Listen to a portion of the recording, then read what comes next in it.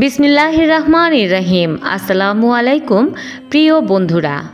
জাকারিয়া আলাইহিসসালাম কি সত্যি দুটুকরো হয়েছিলেন? হজরত জাকারিয়া আলাইহিসসালাম স্বাভাবিকভাবেই ইন্তেকাল করেছিলেন নাকি অন্যের হাতে নিহত হয়েছিলেন? প্রিয় বন্ধুরা, হজরত ঈসা আলাইহিসসালামের মাতা হজরত মরিয়ম আলাইহিসসালাম যখন কুদরতিভাবে গর্ভবতী হলেন, তখন তার কাছে তার খালু হজরত জাকারিয়া আলাইহিসসালাম ছাড়া আর কেউ ছিলেন না। ইহুদিরা ব্যভিচারের অপবাদ দিয়ে জাকারিয়া আলাইহিসসালামকে হত্যা করার ষড়যন্ত্র করল। জাকারিয়া আলাইহিসসালাম এমন অবান্তর কথা শুনে পালিয়ে যেতে বের হলেন। পথিমধ্যে একটি বিশাল গাছ থেকে আওয়াজ এলো, হে আল্লাহর নবী, আমার ভেতরে প্রবেশ করুন। এরপর গাছের মাঝ বরাবর ফেটে গেল। জাকারিয়া আলাইহিসসালাম এর মধ্যে প্রবেশ করে বসে পড়লেন। এরপর গাছটি দুই দিক থেকে আবার আগের মতোই মিলিয়ে গেল, কিন্তু শয়তান জাকারিয়া আলাইহিসসালামের চাদরের এক কোণা ধরে রেখে দিয়েছিল।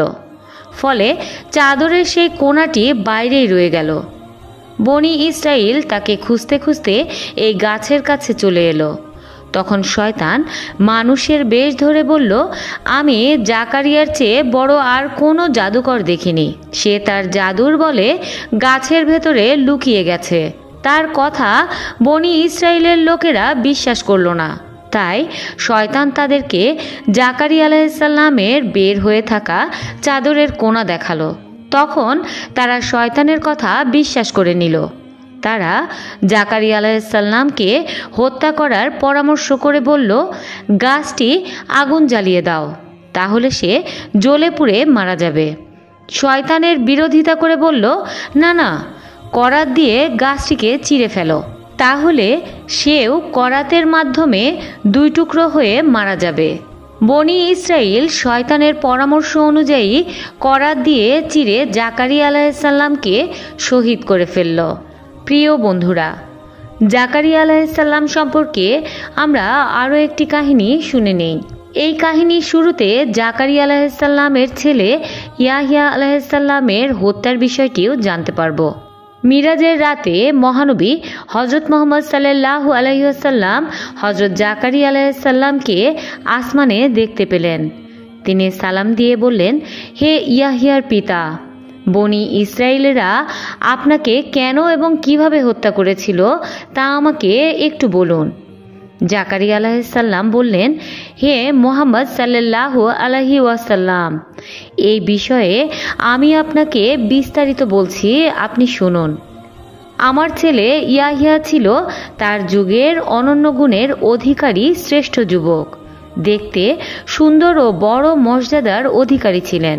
তার সম্পর্কে আল্লাহ তাআলা নিজেই বলেন, তিনি হবেন নেতা ও স্ত্রী বিরাগী। নারীদের প্রতি তার কোনো আগ্রহই ছিল না। বনি ইসরাইলের রাজার স্ত্রী ইয়াহিয়ার প্রতি আসক্ত হয়ে পড়ে। সে ছিল ব্যভিচারিণী। সে ইয়াহিয়ার কাছে কুপ্রস্তাব পাঠায়, কিন্তু আল্লাহ তাআলা তাকে হেফাজত করেন। সে রানীর প্রস্তাবে রাজি হয়নি, বরং ঘৃণা ভরে ফিরিয়ে দেয়। এতে রানী রেগে গিয়ে তাকে হত্যার ষড়যন্ত্র করে। বনি ইসরায়েল সমাজে একটি বার্ষিক উৎসবের প্রচলন ছিল। সেদিন সবাই একটি নির্দিষ্ট স্থানে জড়ো হতো, আর ওই রাজার নীতি ছিল কাউকে ওয়াদা দিলে ভঙ্গ করত না এবং মিথ্যা কথা বলতো না। রাজা এক বছর উৎসবের নির্দিষ্ট স্থানে অনুষ্ঠানে রওনা করল। স্ত্রী তাকে বিদায়ী অভিনন্দন জানালো। সে আর কখনোই এমনটি করেনি। রাজা তার স্ত্রীকে খুব ভালোবাসত। অভিনন্দন পেয়ে রাজা খুশি হয়ে স্ত্রীকে বলল, আজ তুমি যে আবদার করবে আমি তা পূরণ করব।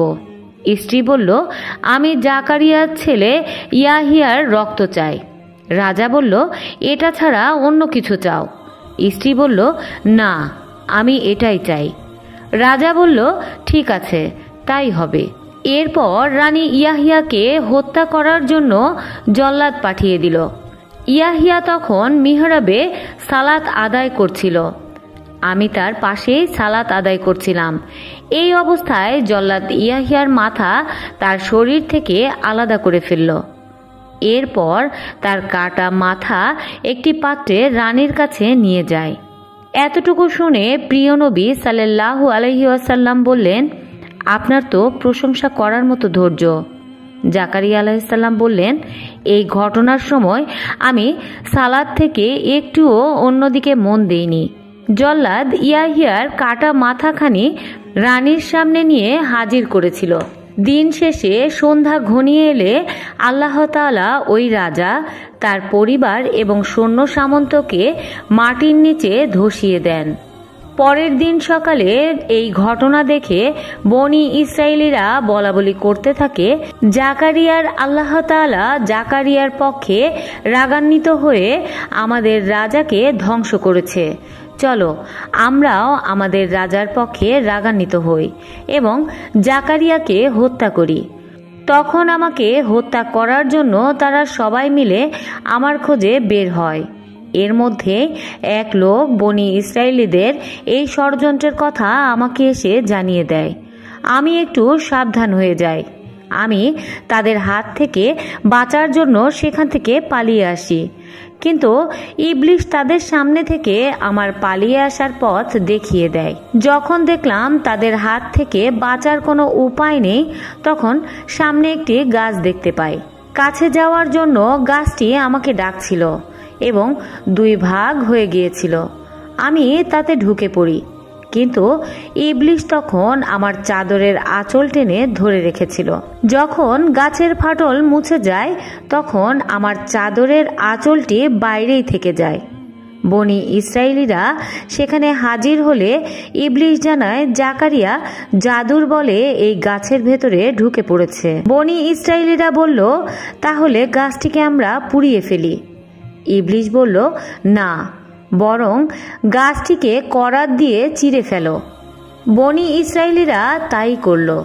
ফলে গাছের সঙ্গে আমিও দুই টুকরো হয়ে যাই। নবীজি জানতে চাইলেন, আপনি কি করাতের কাটা টের পেয়েছিলেন, ব্যথা পেয়েছিলেন? হযরত জাকারিয়া আলাইহিসসালাম বললেন, না, ওই গাছটি তার টের পেয়েছিল, কারণ ওর মধ্যে আল্লাহ আমার রূহ রেখে দিয়েছিল। প্রিয় বন্ধুরা, ওলামায়ে কেরাম এই বর্ণনাটি শুদ্ধ বলেন না, তাই আমরাও এটিকে শুধু জানার জন্যই জেনে রাখলাম, বিশ্বাস করার জন্য নয়। প্রিয় বন্ধুরা, ভিডিওটি ভালো লেগে থাকলে কমেন্টে লিখুন আমিন।